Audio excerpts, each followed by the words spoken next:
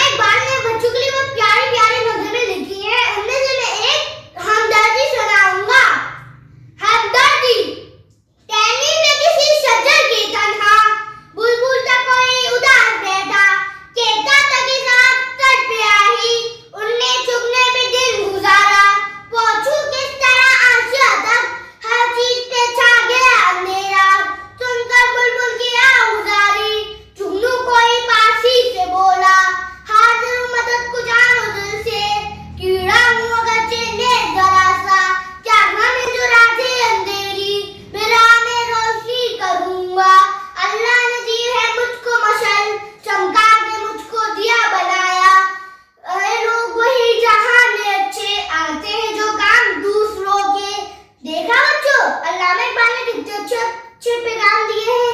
आप भी कोई इनकी नजर पढ़ना और मुझे कमेंट में बताना। अल्लाह हाफिज। क्या अब भी आप लाइक शेयर सब्सक्राइब नहीं करेंगे और बेल आइकन का बटन दबाना मत भूलिएगा।